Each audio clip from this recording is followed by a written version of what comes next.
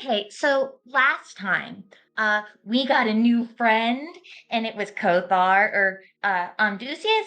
Really sure. I think they're one and the same. Not sure, but we did that, and then Murmur gave us some really cool objects, and then we all went shopping. Oh, and we got really good big food from the dragons, and then so Cass and I we went shopping, and we got some presents for Cass to give to Ebmir, and then Ducius said something that sent me into a weird little spiral memory thing. I don't quite know what it was, but it kind of made me feel bad and weird. And then we went back, and then it's now. Yay! I'm Joker, I'm the DM, I'm the best one ever, and last time we left off, everyone was showing the guest house. Wow, it's this cool villa, it's, oh my god, it's like almost like Roman edition, it's crazy. And Octavia and Mark and Typhus have this really cool chat, and then like the party's like, you should go, like someone comes up to the party, they're like, you should go see Murmur, and the party's like, oh my god, let's go do that. And then someone else is like, Murmur kind of like low-key scary though, and the party goes, what? Nah, he's a cinnamon roll, man. They like get to like a cell, like a giant jail looking thing with guards outside, and Murmur's just inside, happy as a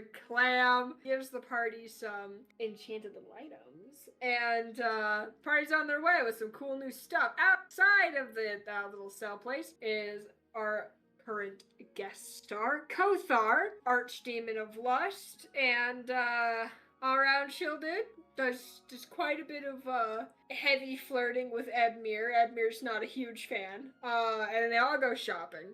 And, get food for free, shopping, it's crazy.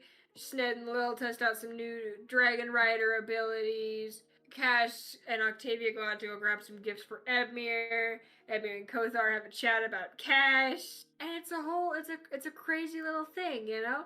And Octavia has a memory and it goes, wow. And then, like, it's this whole thing. So that's what happened. And now it's now.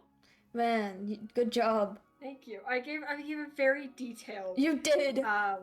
Very detailed recollection. I had to make sure you guys really remember what happened because it has absolutely nothing to do with this one. Yep.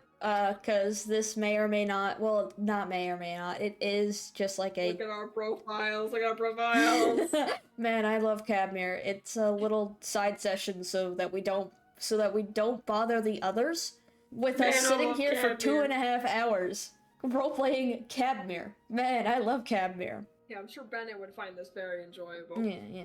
Bennett truest Cadmere lover among us. Okay. Alright, as Cass enters the room that Cass is quite literally shoved into, that he shares with Ebmir, Cass would see 2 twin-sized beds with some plaid, red patterned sheets, like some nice little country style, whatever the hell. The room itself is pretty cozy. It's like, has like this vibe, like warm fire on a winter evening or morning sort of thing. And the vibe, is comfortable. The walls are wood, and it's, like a nice brown with a dark green tiled floor, because cleaning carpet is hell, especially if it's a guest house, and what are you, crazy? And, it's got a big fat rug in the middle, between the 2 beds, and on the left bed sits Ebmir, who's messing with a small object in his hand. He's pretty deep in some thought as he's fidgeting with said object. I imagine, after being shoved into the... Would Ebmir notice? No. No? I'm not gonna tell you what Ebmir rolled for, awareness, but it wasn't great. Man, I love... General perception right now is gone. He's just... Something else on that man's mind right now. He's just too deep in thought. Oh, yeah. I imagine Cass would end up watching Ebmir quietly for, a few moments and just, silently admire him. Cause damn is Ebmir hot. Hello, sailor! Is it getting hot in here? Oh my god. 6'2"? What? But, the light's hitting him just fine, if you know what I'm saying. As Cass is watching, Ebmir's just sighs, and he's mumbling to himself about something. Could you roll me a perception if you want to hear what he's saying? I imagine Cass probably wouldn't be paying attention, but I'm still gonna roll anyways. And that's a 12. Cass can't hear most of what Ebmir's saying, just Cass's name and future. And after a moment, Ebmir sighs again and throws back his, head, kind of like looking at the ceiling, shoulders sagging, as he does so, begins to speak. Gods, what do I do? I want it to be right, but why is it so confusing? I don't want to hurt him, but I don't want to... He sighs again and trails off. And he does, again, not notice. That's so good. That's so good for him. It was a 5, by the way. I will tell you, it is he rolled a 5. Cass, being the person he is, he's gonna like move to go, in his little satchel, to find the gifts that he and Octavia got. They're not there. What You left them. What? Octavia collapsed, and because you helped Octavia out of the building. Where did you put the gifts? In your mouth? You left them at the store. Did I really? Yes. Fuck. Okay. And then he's gonna he's Don't gonna ask. notice that they're like not right there on top of everything, because I imagine he's like some small knickknacks or whatever. I haven't actually designed what Cass carries around with him. Like little feathers or whatnot, like little cool rocks. As he notices that like it's not there, he'll look panicked and then start rifling through it to try and find them before just going, shit. Ebmir whips his head around to look at Cass, and shock and embarrassment are just etched into his face. Very clear! But the expression quickly shifts to worry. Getting up from his seat, he approaches Cass. Are you alright?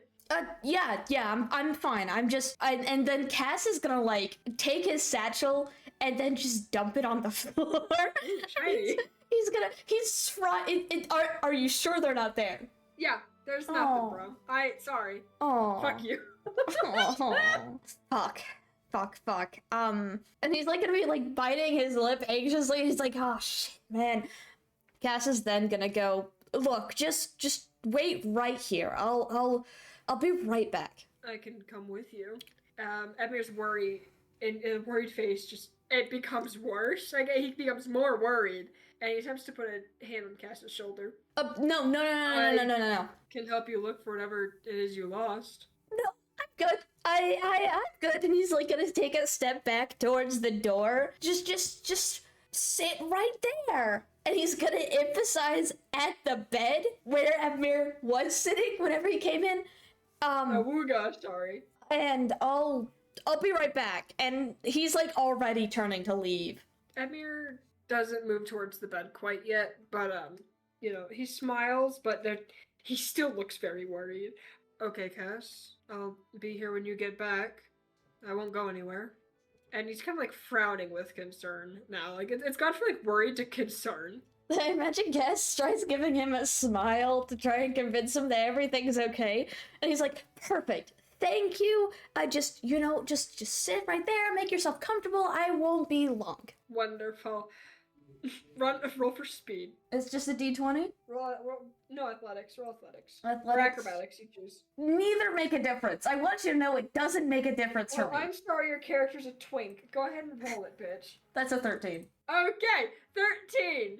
Once Cass arrives at the bookstore, they would see Sulfur, dragon who ran it, closing and locking the front door. He did not roll high enough. It is like 8:02. Hey, Cass is like gonna start yelling as he finally I imagine he gets to the door and comes to a stop. Wait, please. I had a bunch of things with me earlier. I think I left them in your store on accident. And I imagine he's also like shaking slightly because the store is closing. Sulfur turns around and he's smiling. Or they're smiling. Don't misgender your friends. Little Blue Lovesick. I figured you'd be back at some point. You know it's past my closing, right? And they cock their head, studying Cass. And their tail behind them kind of wags back and forth gently, kind of like a cat's, content but curious in a sort. Although you wouldn't know draconic body language, so it could mean anything. Get fucked. Great. Cass just gets more nervous at this.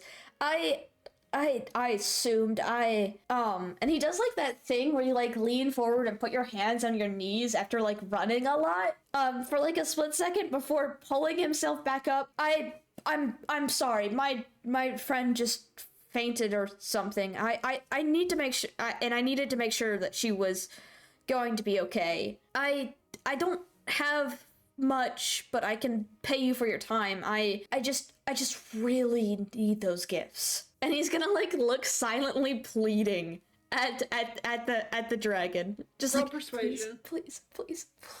Roll persuasion. Or +5, it's okay. That's a 24.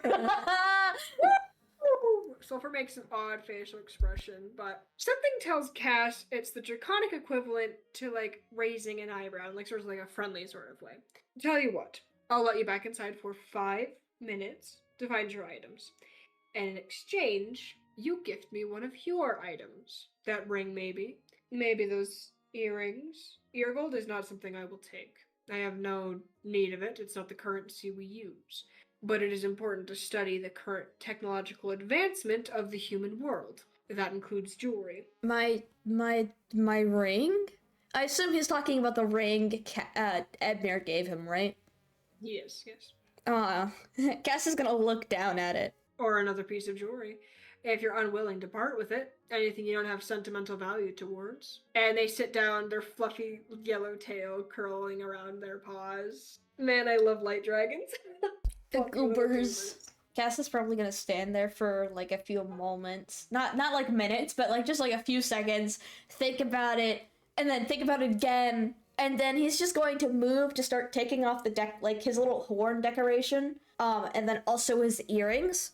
He's also in the process of taking off his earrings. He's gonna be careful to not disturb his little lizard friend, because I don't mention the goober, but the goober's there. The goober's been there, guys. Sound Sculper moves a little bit, and you can hear like a little as like it does as it wakes up kind of, and then settles back down again once you're done. The goober guy, I love him, even though I don't interact with him. You don't. You have a pet and then never mention it. I don't even know if the thing has a name. It doesn't have a name. It does. That's why I said little lizard friend, because I don't have a name for it. Anyway, you take them off. I take them off, and Cass is gonna hold them out to Sulfur, right? Mm-hmm. Sulfur studies the jewelry closely, turning their head from side to side as they look at it. If you're sure, these do work. A fair trade, but you cannot buy them back once you've given them to me. That's fine. And Cass is gonna look down at these pieces of jewelry, which are technically, not including his tattoos, of course, technically the last little remnants he has of his time during. Yeah, something tells me the tattoos aren't going to be leaving. Me. The last remnants that he has from his time in the Children of Chaos, other than the patch on his back, which he has still kept, but he's gonna emphasize offering them. I'm sure. Sulfur takes them carefully and moves to open the door. Your items should be on the front desk where you left them. You're lucky you came into the store late, otherwise I would have had to put them away. In a lost and found somewhere, believe it or not. I have one. People leave their things all the time in libraries. It's a miracle that whatever. I hope your mate likes the gifts you picked, though it seems like you made some good choices. And Sulfur does a little wink before moving into the store behind the desk to stow the jewelry away. I imagine. And as they open up the drawer, you see jingles and clinks of different jewelry pieces from a little bit of everywhere. There aren't many of them, but there are some you've never seen before, or gemstones you've never even heard of before, with different styles and things from all across the world, probably continents you've never even heard of, sit inside. And then just as quickly it's closed again. Man, I have a feeling that he's done this before. Yeah. Whoa. It's almost as if he's also a historian. Whoa! So as Cass gets into the store, Cass would see the gifts still wrapped neatly and tidily onto the counter. In fact, they've been restacked and organized, almost as if Sulfur knew you were coming back. They knew. They did. He's gonna pick them up and thank Sulfur. Just thank you, please. I appreciate this so much. Thank you. Before you go, I have a question. Oh, what? Where did you get these? I was raised in a cult, and they were given to me. Interesting, so cults have made a comeback. Okay. Thank you for your time. You can leave. Actually, please do. I need to get things moving. Cass will just like nod and then scurry back to the villa. Like Sulfur shooing them out. Like, yeah, go, yeah. leave, I leave, imagine go. he gets shoot out and then he just bolts. Sprinting down the street. Different dragons of different colors and different furs, like judge you as you're moving. They're like, what the hell is that thing doing? You know, because believe it or not many tieflings have ever become riders. So they don't see them often. You're kind of like an oddity. Oh, really? You know? Huh. Yeah, you know. There have been one or two, but then again, there aren't many riders, period. But you know, that doesn't matter.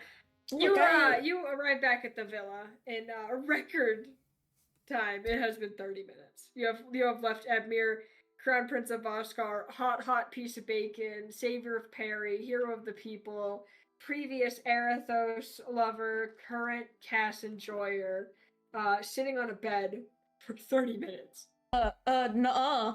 I imagine Cass like bursts through the door and he's like holding these gifts that were neatly stacked, but now like in his his hurry to get shit done and get back, the bow on like the earring box is now crooked or something, and like the peppermint chocolates are like they kind of like got all tussled up, so they're dude. no, not obliterated, but like some of them would be broken.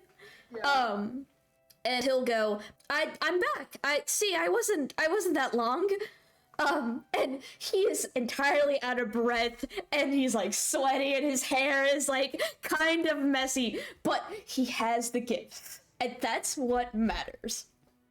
Like as Cass bursts in through the door, Ebmir was sitting on the bed peacefully, once again fidgeting with the object in his hands, patiently waiting on the bed where Cass told him to do so.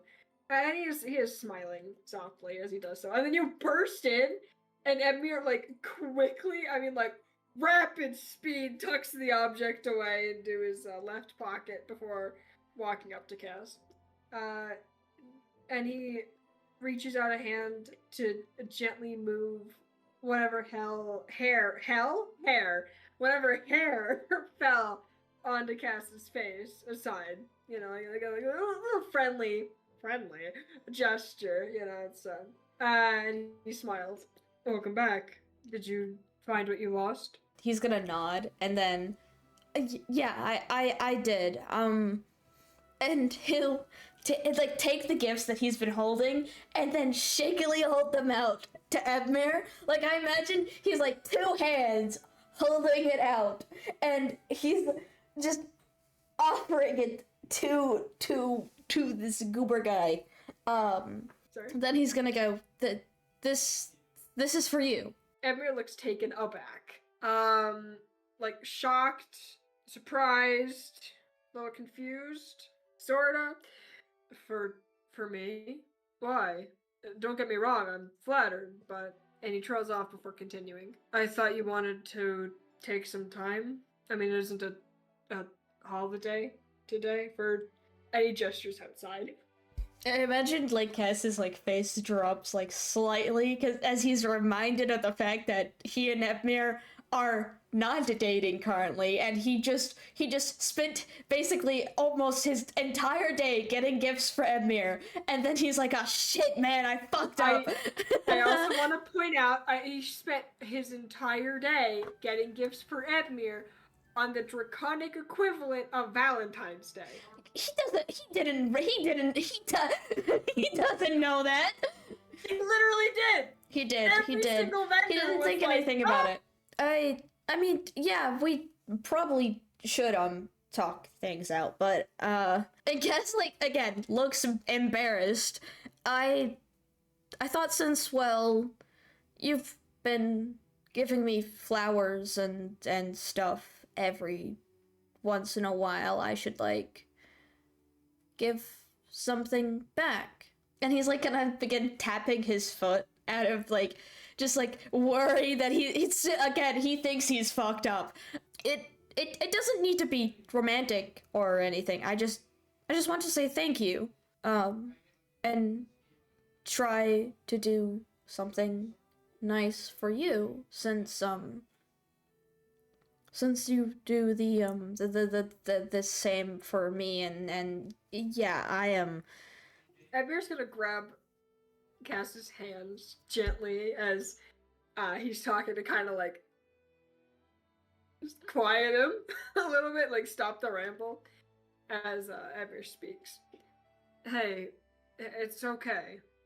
And Ebmir takes the gifts from Cass's hands and puts them on the bed gently, and then returns to kind of like, I don't know, like Cass's hands would have been like holding the gifts out in front of him, and then Edmir's putting his hands on the back of Cass's, like kind of cupping Cass's hands. It's okay. Ebmir is like smiling again, and he like it's an open sort of grin, like he looks happy. It's okay. I'm sure I'll love them. I was just taken aback, but in a good way. And Ebmir does the little thing where like he rubs his thumb along Cass's hands. Hand, just one actually. Just like moves his hand around. No. In an attempt to comfort him. His face then shifts to a different emotion, something more serious, but friendly. Loving, even, but hidden. Well, if you want, you can roll a perception for Cass, and Cass is oblivious. He would not. I'm sorry, Drunk Girl. Alright. I try to do little things, and you're try. Like, no, and then like yeah. You try doing things, and then I have to remind you that it's Cassiel Holloway. Dumbass of the fucking year, dude. Edmir's face again shifts to like almost. It is loving, but it's hidden well, and Cass is a dumbass, so you know. Whatever you want to, whenever you want to talk, I'm here. Whenever you're ready, I will wait as long as you need. Okay? Cass is gonna nod at this and, like, subconsciously hold Ebmir's hands a bit tighter. Almost like someone just, like, desperately clinging to, wreckage after, like, a shipwreck at sea.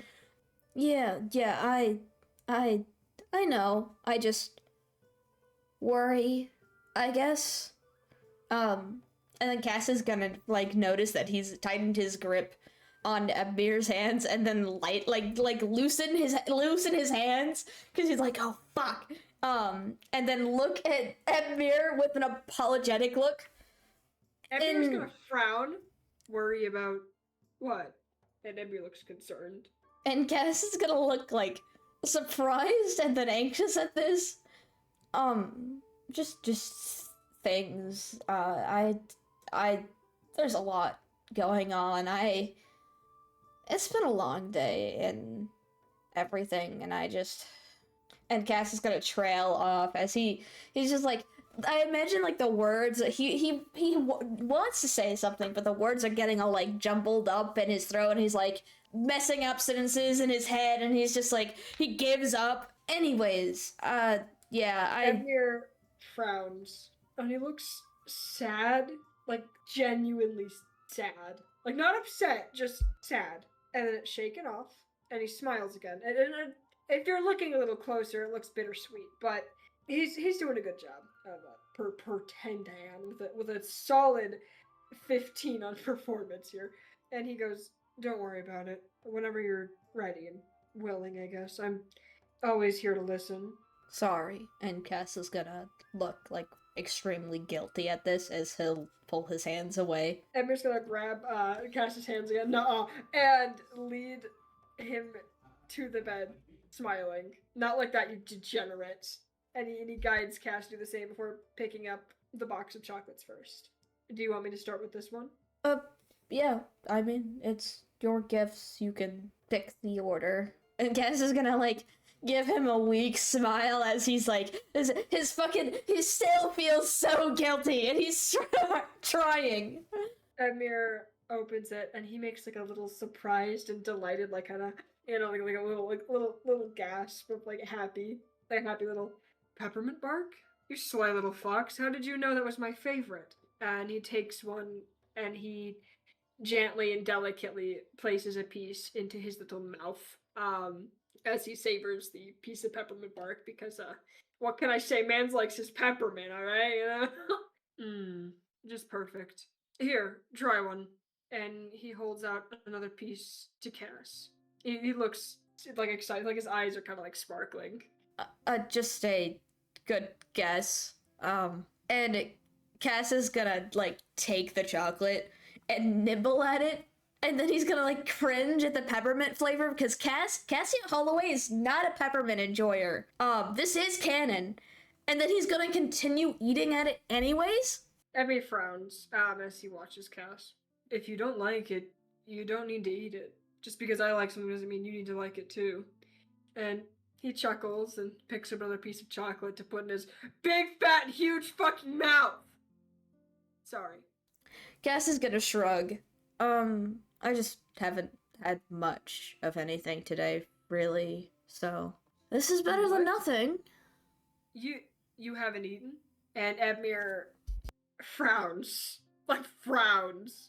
And he thinks for a moment before grinning again. How about this? After I finish opening your gifts, I treat you to dinner. I'm sure we could find something familiar or perhaps unique, if you're feeling a little more adventurous, I suppose, in the land of dragons. He laughs, shoulders shaking as he does, as he's not joking about taking Cass out for dinner in a, friendly dinner. Definitely not a dinner date, maybe. So, what should I open next? Sure, if you're okay with it, I would be down to go. And, how about this one? And he'll pick up the earring box with, like, the crooked bow and everything. Ebmir picks up the box, carefully undoing its ribbon. Earrings? Oh, Cass, they're amazing. Thank you. And Ebmir smiles and looks at them for a moment and puts them into his little ears. His ears are pierced, by the way, chatters. Just want to put that out there. His ears are pierced. And the gold glints off the light in an amazing, dazzling sort of display. The red of the jewels complementing his appearance very well. How do I look? As, like, Ebmir's doing this, Cass, like, it's just, like, quiet as he's like, admiring Ebmir, and he's just like, God damn, I'm in love with you. that type of look. Sailor! No. Yeah, that type of look, just, like, full on, just loving look. Adoration. Adoration, my beloved. Amazing. Ebmir blushes, his already red skin turning into a deeper sort of red, and smiles back. Thank you, Cassiel. And he seems to reach for Cass's hand before retreating back, and looks kind of pained. The expression quickly fades into thinking, almost, as he takes out the right earring and hands it to Cass. Your other earrings are gone, I've noticed. Oh, maybe you'd be willing to share? I got these. We could match. But they're for you. And Ebmir smiles. And, yes. And I am giving one to you. Are you sure? Ebmir nods. If I get to look as good as I do with them in, then you should look just as nice, no? I mean, I got them for you. Cass will, like, gently. If you don't want it. No, he's gonna take it. He's gonna take it. Thank you. Yay! Sorry. Ebmir looks towards the third gift. And what's this? I imagine Cass is, like, holding the I almost said Ebmir. He's holding the earring. And he hasn't put it on yet. But he's holding it. As he looks over at the third gift. You'll just have to open it and see. Ebmir gently takes the third gift and puts it on his lap as he unwraps the third gift and gasps when it's opened. A draconic history book? How did you get your hands on this? They don't give these out. Not to not the humanoids. Thank you, Cass. And he says it with so much emotion, so much wonder and joy and love. His eyes swirl with it. His smile is coated in it. And anyone who's looking, except for fucking Cass, apparently, despite everything, it's very clear that Ebmir still loves this fucking idiot. With everything the king has in him, he loves Cass. I'm gonna be honest. The shopkeeper didn't want to give it to me. Octavia, I don't even know how she did it. She convinced them somehow. And like Cass is gonna shrug and shake his head as he's still just is in utter disbelief that Octavia managed to get this book. I couldn't have done it without her. It's in Draconic though. So you'll need someone to help you with reading it.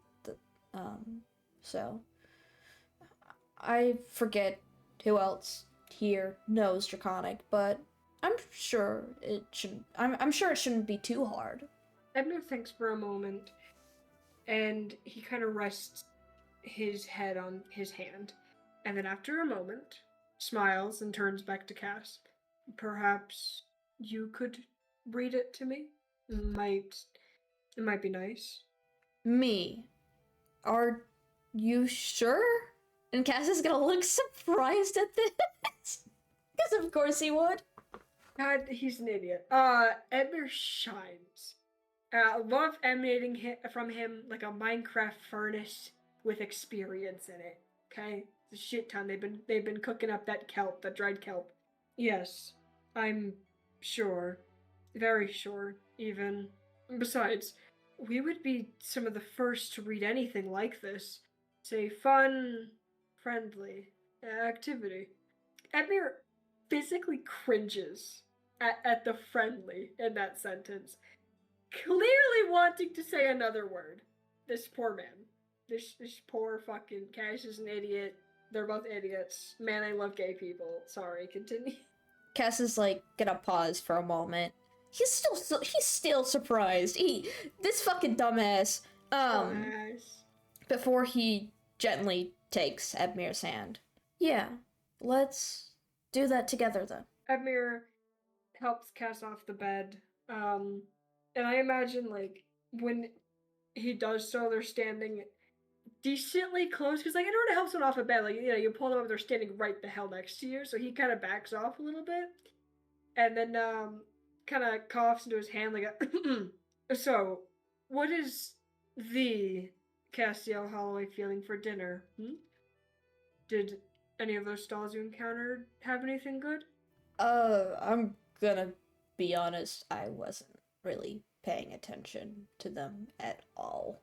Ebmir smiles. And like that, that like look in movies where like the love interest is like looking at someone, one of the fucking partners or like people who has like a crush on somebody else is looking at this person who's being an idiot, and they're just like, man, I love this idiot. It's that facial expression.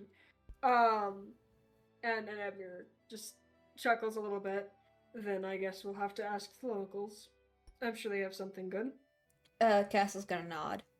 And then they walk off into the night. And as you guys are leaving, you would see an elven dragon rider entering the villa. Someone you have never seen before in your lives. And he kind of waves at you for entering the house. What?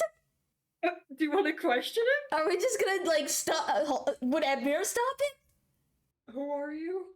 As Ebmir kind of like steps in front of the elf a little bit, and the elf kind of goes, "Oh, I was invited here by Kothar. They're also staying here." Kothar? What are you doing with Kothar? The elf flushes a good old vibrant red and goes, things.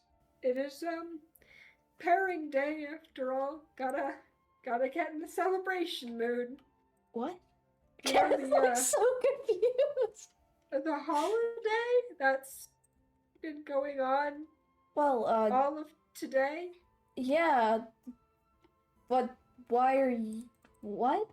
I'm gonna go into that house, and I'm going to celebrate a holiday with Kothar in a very intimate way. I imagine Cass, like, pauses for a moment to think about it, and then he just stops. Okay, cool, okay, sounds good, have fun! And then he's gonna just keep walking. Ebmir nods and follows after Cass. Cass and Ebmir, you both have, well, you both, that is me. I am one of them. We both, they both, we're gonna say they both. Yeah, they both. They both, end up finding a nice little restaurant. Also dragons have restaurants. These ones do, anyway. Again, oddly human. Wonder why that is. Anyway, they find a nice little restaurant that's serving some sort of food. It's obviously like a fancier food. You see a lot of different draconic pairs hang out because it is a holiday. You can make an Italian restaurant. That's what I'm doing. That is what I'm doing. Okay. It's a draconic version of an Italian restaurant. They do not have marinara sauce because tomatoes are not there, but they have something kind of similar. All right. There are noodles, but everything's kind of made a little mini for Cass and Ebmir because obviously, believe it or not, you're not dragons. You're not 16 feet tall. They will sit on like a little table that's made just for them as they munch, crunch, crunch. You can roll for like enjoyment if you want to. Oh, actually, a waitress comes up to the table. Red fur with little blue patterns. Almost looks like, a dragon and a ferret had a baby and it's this thing. And she comes up to you and goes, "Hello, I hope you're enjoying your night. I have a question for the both of you if you like." Sure. What is it? So, I noticed that you ordered your food. But you have not ordered any drinks. So I will, we do have water. That's something we do have. But we do also have, imported from the Earth Dragons, some alcoholic beverages, if you'd like.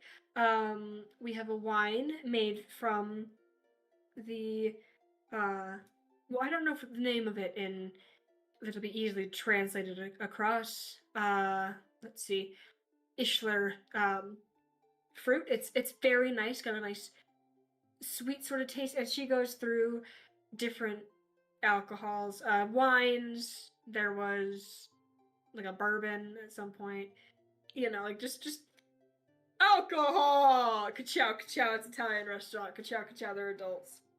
Ka-chow, ka-chow. How old is Cass again? Cass is like 22 or something. That's fine. I imagine Cass would get curious about the wine and ask to try it. Oh, yes, 1 or 2 glasses today. And would you be buying the entire bottle? Just, well, 2 glasses, please. And how big is the bottle? And the waitress kind of shows like a 2-foot tall bottle of alcohol. And Ebmir looks at this and goes, "We'll just..." No, have Ebmir buy it. Have Ebmir buy it. No. Okay, fair enough. Sure. Why not? I'll take the whole thing. Hell yeah. Why the hell did you want that? For shits and giggles. Get yourself a fucking sugar daddy for Cass who's having like alcohol. This makes up for the fact that I'm constantly broke. The waitress pours both of them a glass. And it is humanoid size. They're just really big glasses. So it's like your normal wine glass. You know, like those like slushy cups? The really big ones.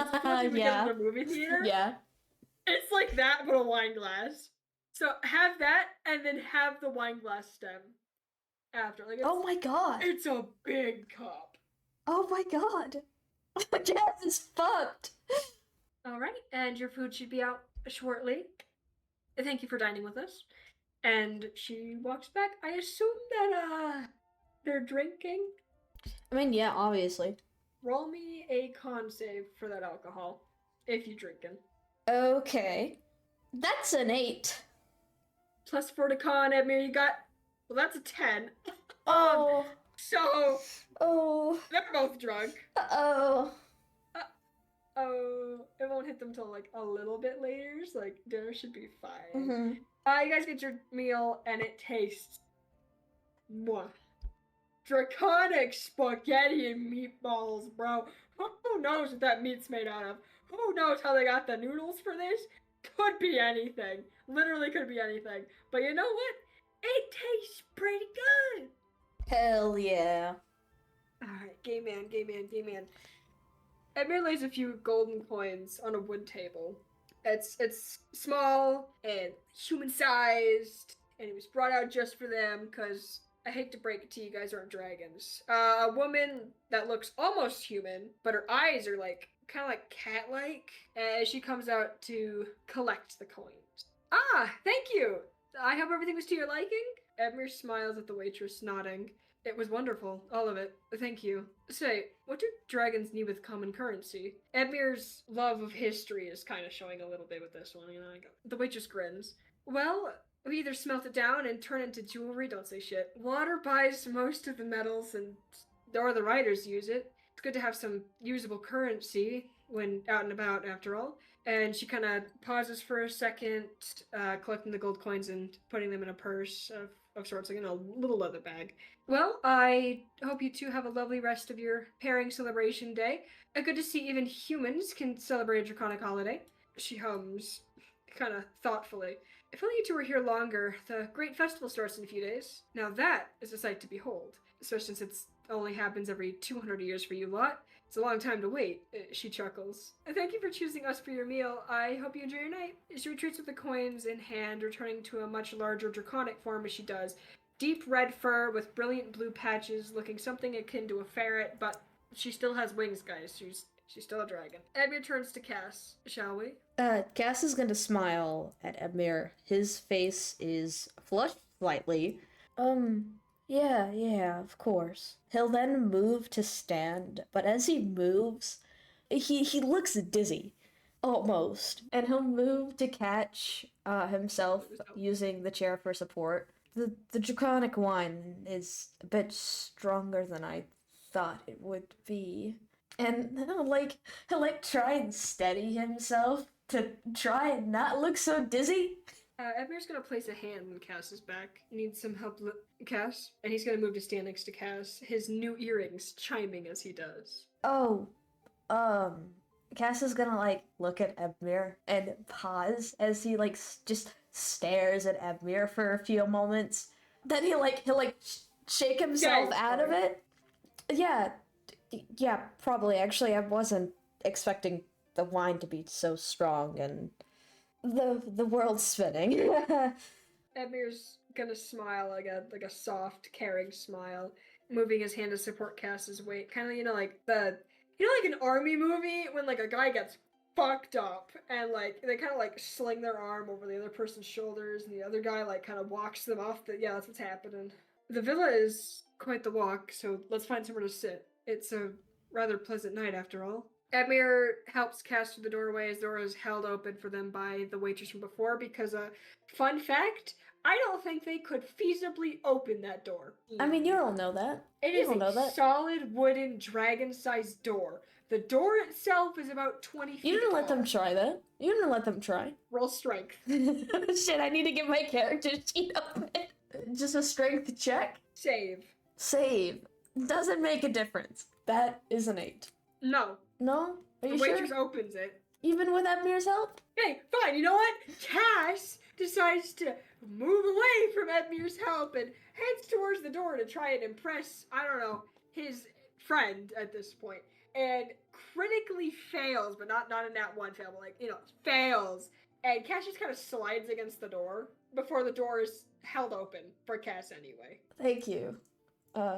Cass looks embarrassed. Ebmir moves over to once again support Cass's weight, and also thanks the waitress before helping Cass out into the night. Are you sure you don't want to head back to the villa? It's kind of late, and we've got a lot of traveling to do tomorrow. And he'll look up at the sky overhead. I'm sure it wouldn't hurt to sit for a moment. Ebmir takes a deep breath and sighs. He seems relaxed and content. Besides, you hardly get a moment to just relax and be in a good moment. If being here with me is a good moment, that is. If you don't want to, we could go back to the others. Ebmir also looks towards the stars, and the stars tonight, right, are just fucking great. I mean, like, they're awesome in where humans live, but here, where there's, like, almost zero night pollution, like light pollution at all, it is just gorgeous. There's purples and blues, and the stars are everywhere. See a couple shooting stars if you really look, but it's just a great night sky. Like, there's no clouds. I mean, of course it is, but Cass will, like, pause as he turns to look at Ebmir to, like, protest against staying out later than usual. But then he seems to get, like, distracted by how Ebmir looks in, like, the starlight. What do you mean, roll for gay? You heard me. Is it like a d20? What am I... Advantage in a d20. Advantage on a d20. Okay, good to know that rolling for gay is an advantage on a d20. How gay is Cass right now? So, I got an 8 with advantage. We're gonna neglect the gay roll. We're gonna continue, because that never happened. Okay, where to then? Edmir's gonna grin at Cass, and, like, joy seems to radiate off of him. Like rays of sun, but the sun doesn't exist, because the sun is dead. I have just the spot. I found it when you all were at the courthouse. And Edmir's gonna lead Cass through the busy streets and the massively tall buildings and dragons of all sorts of colors and fur textures and types and little weird crystals growing out of their goddamn fucking heads and shit. You know, they're all moving around to their nighttime destinations. Eventually the claw traffic slows as the two arrive at a small glade just nearby some pastures. I feel like the big cow things are before. Fireflies dance through the air, and there's pristine grass growing in the circle that is the glade. And it almost seems as if the trees dare not invade, or they would ruin the beauty and majesty of such a pretty little spot. The old oaks that line the meadow and decorate the forest, tall and ancient and strong, their branches grow outward, pretty big. Pretty, huh? Cass will, like, look surprised. Oh, what in the world? How'd you find this, Ebmir? Ebmir, like, blanks and flushes. I was taking a walk to think about things, important stuff. It doesn't matter right now. And Ebmir's left hand moves almost instinctively to his left pocket, almost to check if something was still there. He clears his throat, moving to sit himself in the grass, you know, kind of crisscross applesauce even. The ground is soft, I promise. No dragon heads or in our world goat heads. Or burrs or anything of the sort. He pats the ground next to him gently, smiling up at Cass.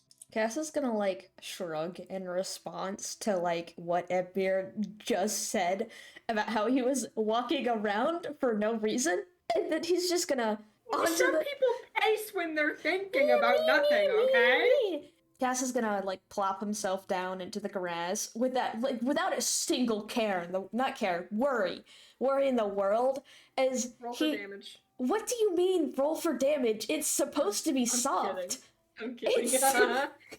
And, like, he'll, like, feel to make sure the grass is actually soft, because I'm paranoid now.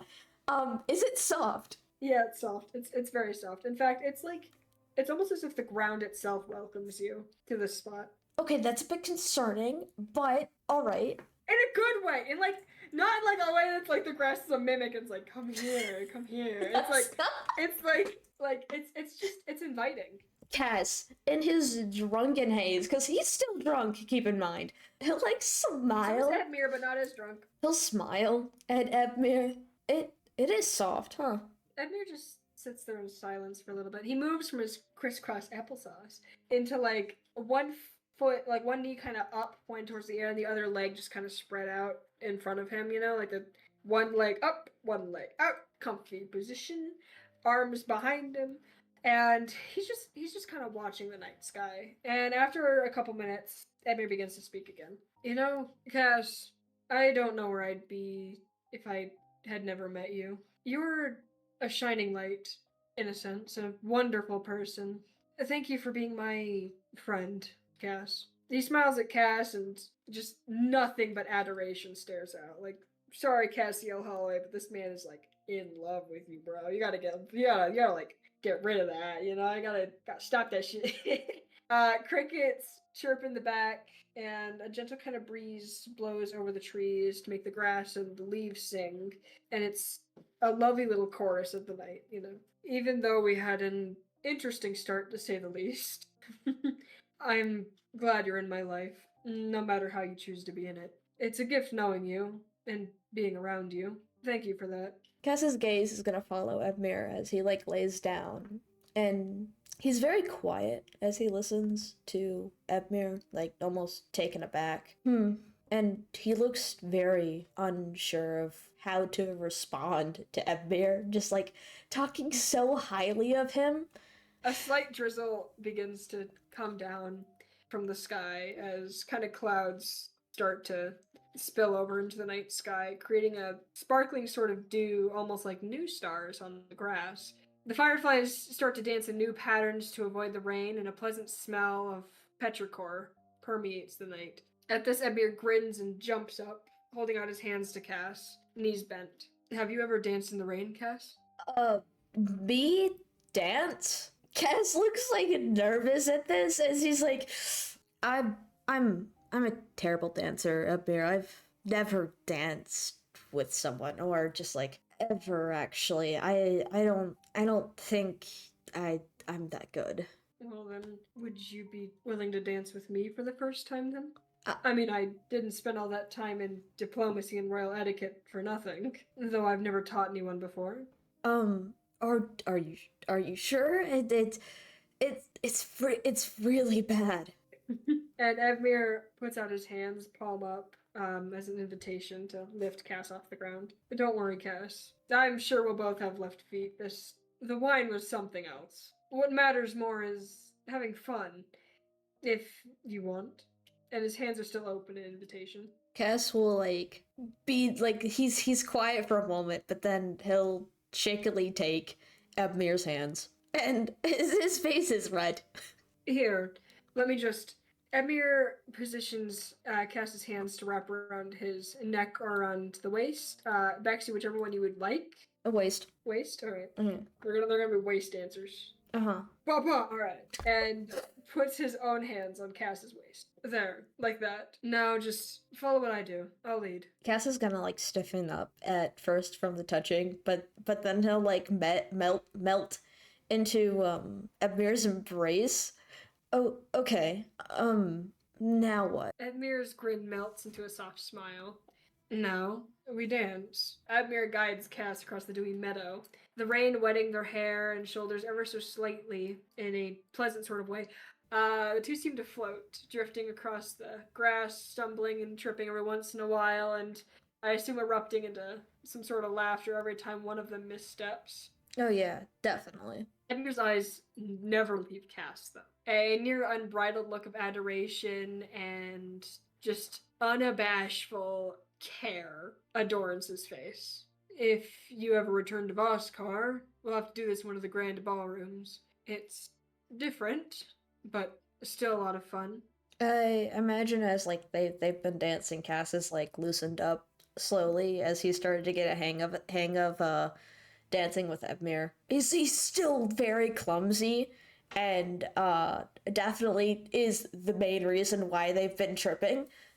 But that's okay. Roll athletics right now. Disadvantage. I want to do something, but only if you fail. Knowing me, I will fail. So that's an 8. I kid you fucking not. I keep rolling 8s. Wonderful. Cass stumbles back and trips over a little clump of grass, and Ebmir reaches out to grab Cass, turning the stumble into a dip in the dance. Ebmir's hand moved up to Cass's hand in the dip as he now kind of like leans over Cass a little bit. Normal dance stuff. Cass is red faced. He's gone. You lost him. You lost him at that moment. Blue to red through the entire color wheel. I imagine Ebmir would say this, and then Cass would like trip, and then as they dip, like right at that, Cass looks embarrassed, but then he's like, I'd love to. They go back up and Ebmir spins Cass, gentle and slow. There would be music, whatever you would like, although the crickets make for a fine choir. And he takes the moment to pull Cass closer. Again, his grin shifting into a soft smile, because he's been grinning like an idiot this whole fucking time. Like an idiot. It would be perfect, and we would make it so. For you, I would trade the world, Cass. I hope you know that. I imagine Cass's grip on Ebmir tightens, and he looks nervous at this. I don't know what I did to deserve you, Ebmir, but I'm so glad you're here with me. Ebmir gently lays his head on Cass's. The sweet smell of the draconic alcohol mixes with the petrichor of the rain and the pine smell that always seems to follow around Ebmir, as Ebmir kind of starts purring. Because tieflings purr, and I say so, and fuck anyone who says otherwise. You might have done something bad, Cass, but I see you every day trying to rewrite that wrong. You are amazing, strong, brave. You can't change what happened, but you can help change the future. For that alone, you deserve all I have to offer, and I would gladly gift it to you. I would move the earth and skies for you, whether that be to aid your quest or help wherever I can. Ebmir pauses for a moment before retreating a bit, taking a step or two away from Cass, but I apologize, Cass. I was... He sighs and continues. The alcohol seems to have eroded my sense of self-control. I need to wait for our talk. This isn't fair to you. Any of this. I'm sorry. I mean every word of what I say, but I need to be patient. My apologies, Cass. And the king will bow his head, his horns reaching towards the stars and the sky in his apology. I imagine Cass freezes up at this, and he just stands there frozen as Ebmir is just apologizing to him. And you know what? Can the rain fall heavier? The rain can start falling heavier, yes. Yay! Yes. Yay! And they're fucking soaked now, man. I imagine like plastered hair. Oh. I mean, they're getting there. You know, it was a gentle little dewy rain until now. I know you don't understand what that means. It's beginning to get a little more tricky. Despite it all, Cass is gonna step forward slowly, and he'll reach out to gently place a hand on Ebmir's cheek and lift his head so that they can actually look at each other. Don't apologize. It's my fault, really. I keep pushing you away because I'm scared. Scared that I'll mess up again. Scared that I'll hurt you again. Scared that I'll hurt the others again. Scared that I'll slip up and lose control again.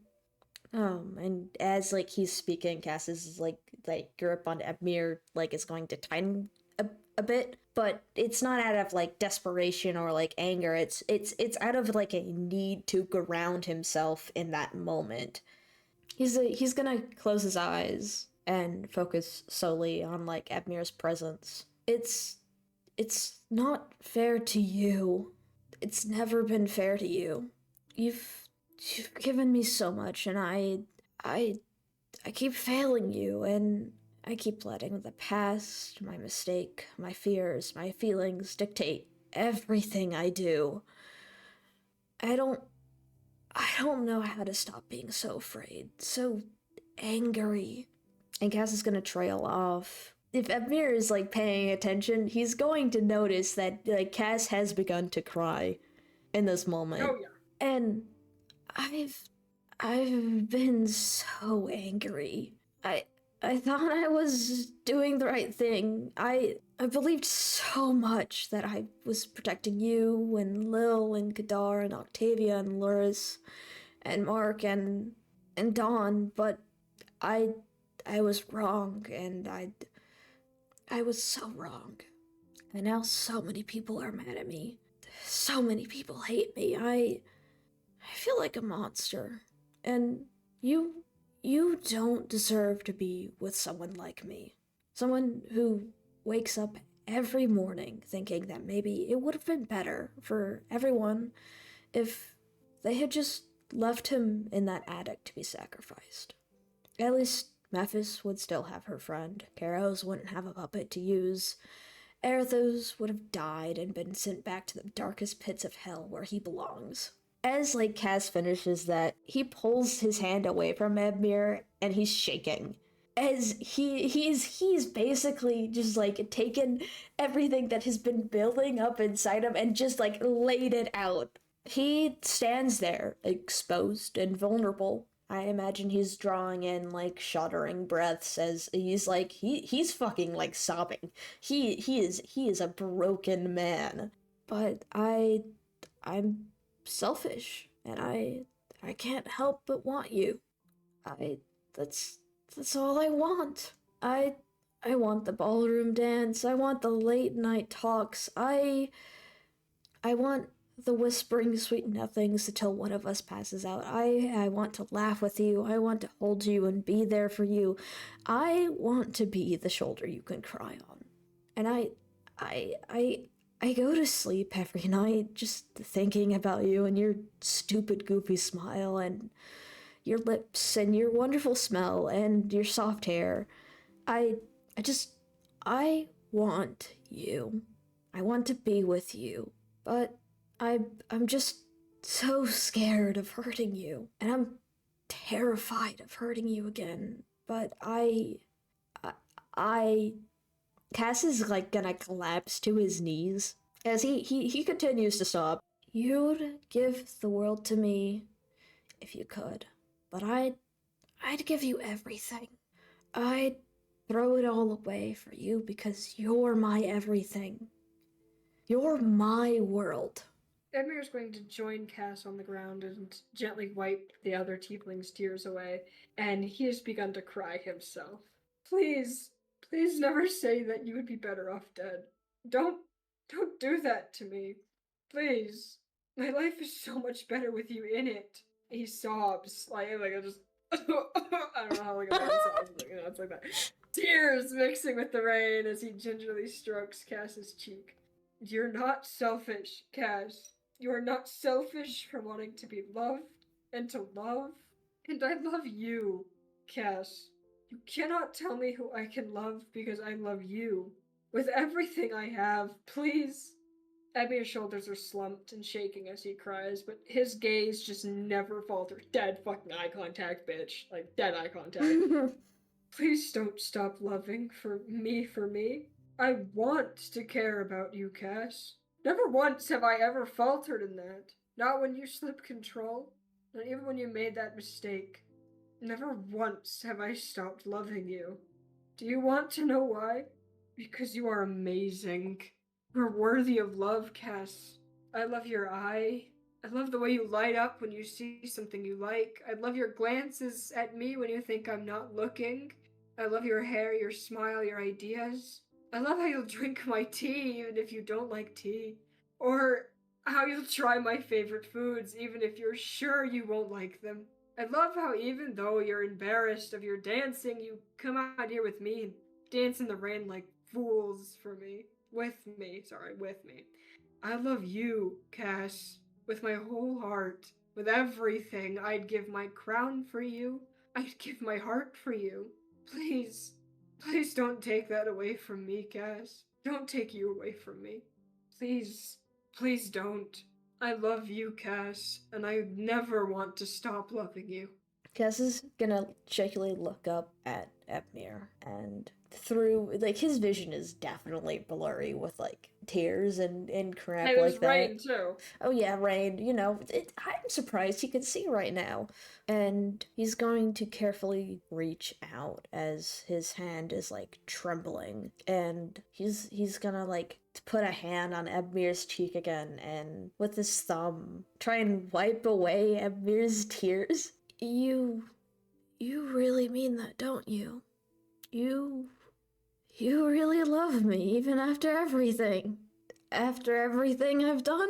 Cass he's still crying, but it feels like for the first time in a really long time that it's not tears of pain, it's more so tears of relief. Of catharsis even. And he's still gonna keep like cradling Ebmir's face, trying to wipe away his tears. How can you still love me like this? I'm so scared, Ebmir. I'm scared of hurting you, of hurting everyone. I'm scared of losing control again, but I don't want to keep pushing you away. I can't. I can't keep doing this. I am so tired. Ebmir, I am so tired.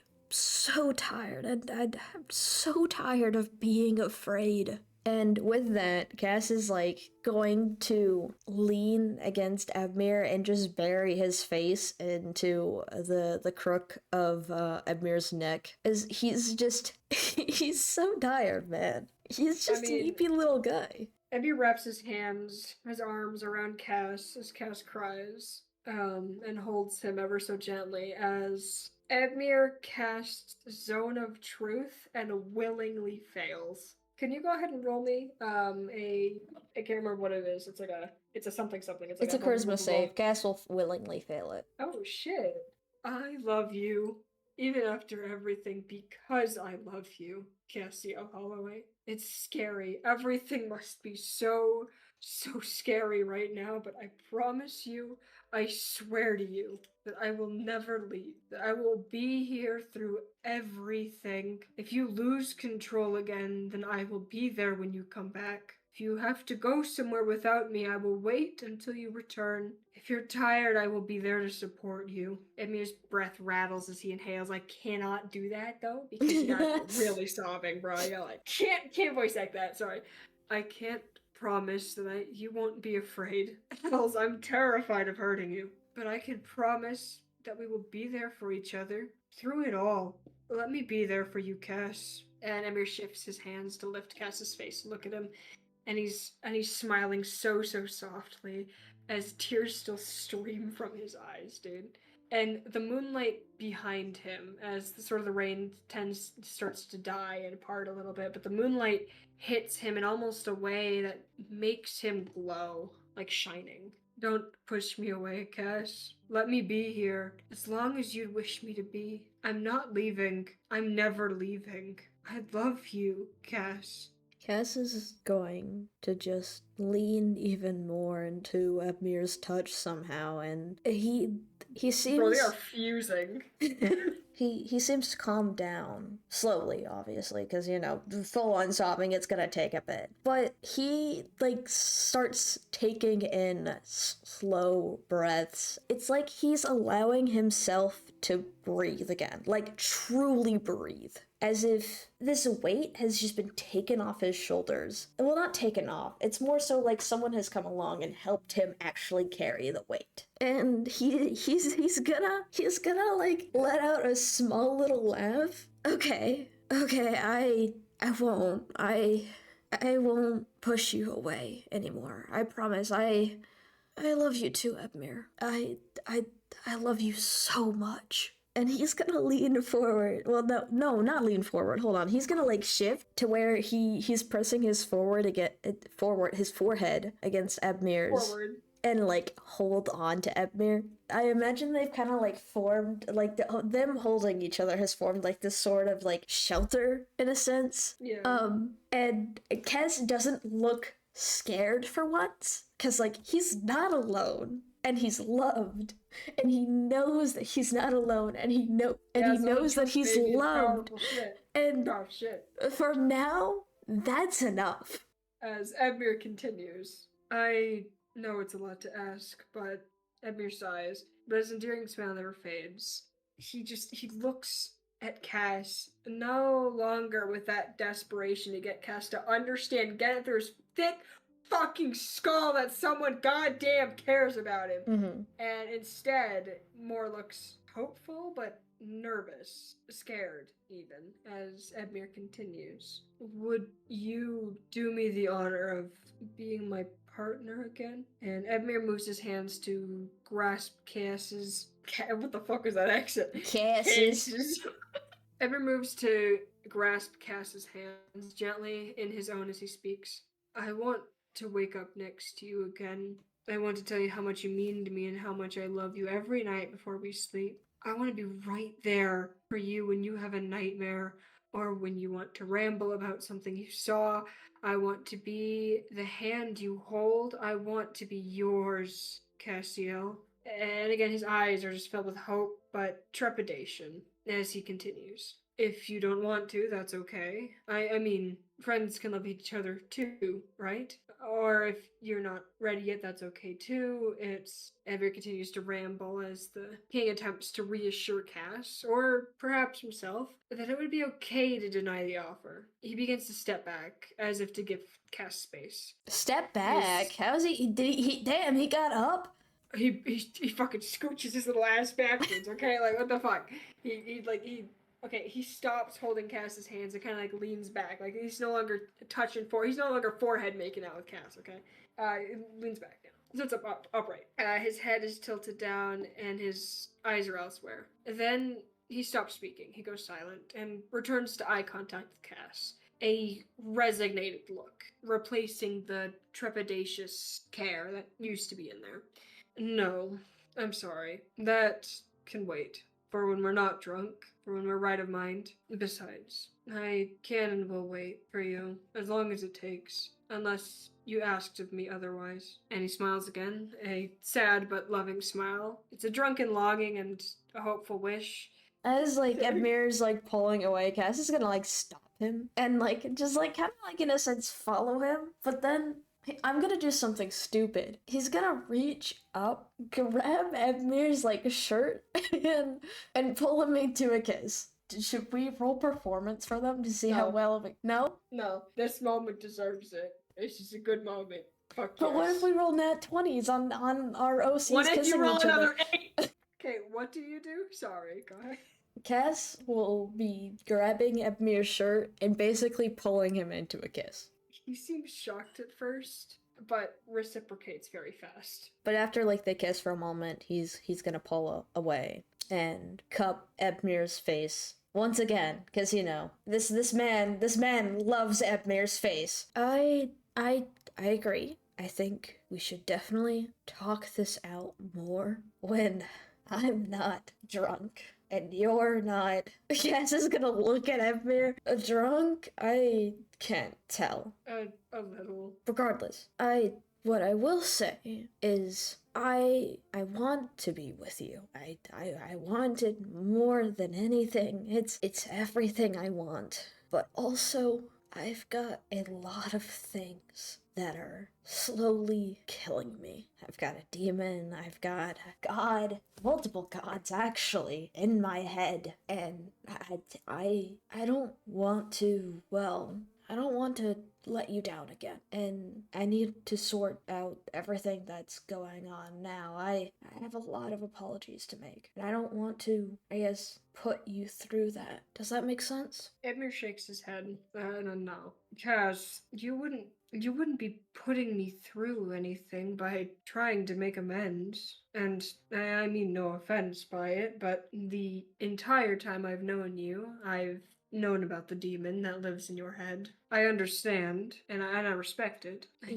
I don't want you to be scared of yourself anymore. I want to be there to help you. I can be there to help you and hold you when you're not sure. I want to be there for when you stumble, but I understand. Just know strength isn't doing something alone. It isn't going off to face the giant with a mighty sword on your own to prove yourself worthy. It's knowing when to ask for help and being able to rely on them. Don't be scared to lean on me for aid. Loving you doesn't mean I love you just in the good times. I love you through it all. It's you I care about, not some glorified version of you that you hold yourself to. Just because you're not perfect doesn't mean I don't care. I might not be able to release Arathos, and I might not be able to stop that god from visiting you, but I can help. And he gently rubs his right thumb over Cass's hand, purring in an attempt to